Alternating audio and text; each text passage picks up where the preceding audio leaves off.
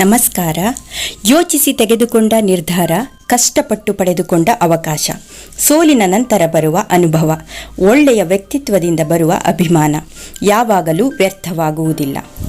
ಸಮಯದ ಜೊತೆ ಜೀವನದಲ್ಲಿ ನಡೆಯಿರಿ, ಇಲ್ಲದಿದ್ದರೆ ನೆನಪುಗಳು ಜೀವನದುದ್ದಕ್ಕೂ ನೋವುಂಟು ಮಾಡುತ್ತವೆ.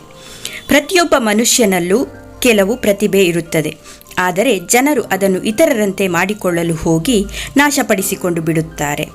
ಸಾಗರದಂತೆ ನಮ್ಮ ಗುರುತು ಮೇಲಿನಿಂದ ಮೌನವಾಗಿದೆ, ಆದರೆ ಒಳಗೆ ಚಂಡಮಾರುತವೇ ಇರುತ್ತದೆ. ಒಬ್ಬರ ಜೀವನ ಪೂರ್ಣವಾಗಲು ಸಾಧ್ಯವಿಲ್ಲ, ಏಕೆಂದರೆ ಮನುಷ್ಯ ಏನನ್ನೋ ಪಡೆಯಲು ಹೋಗಿ ಇನ್ನೇನನ್ನೋ ಕಳೆದುಕೊಳ್ಳುತ್ತಲೇ ಇರುತ್ತಾನೆ.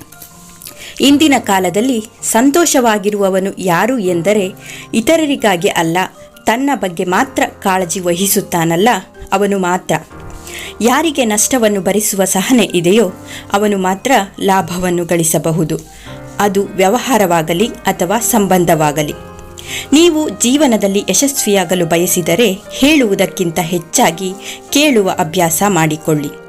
ಮುಖ ಎಷ್ಟೇ ಸುಂದರವಾಗಿದ್ದರೂ ನಾಲಿಗೆ ಕಹಿಯಾಗಿದ್ದರೆ ಜನ ದೂರ ಸರಿಯುತ್ತಾರೆ, ಏಕೆಂದರೆ ಮುಖದ ಸೌಂದರ್ಯಕ್ಕಿಂತ ನಾಲಿಗೆಯ ಸೌಂದರ್ಯಕ್ಕೆ ಹೆಚ್ಚು ಬೆಲೆ. ನಿಮ್ಮನ್ನು ನೀವು ವಿಶೇಷವೆಂದು ಪರಿಗಣಿಸಿ ಬದುಕಲು ಪ್ರಾರಂಭಿಸಿ, ಏಕೆಂದರೆ ದೇವರು ಇಲ್ಲಿ ಏನನ್ನೂ ನಿಷ್ಪ್ರಯೋಜಕವಾಗಿ ಸೃಷ್ಟಿ ಮಾಡಿಲ್ಲ. ಧನ್ಯವಾದಗಳು.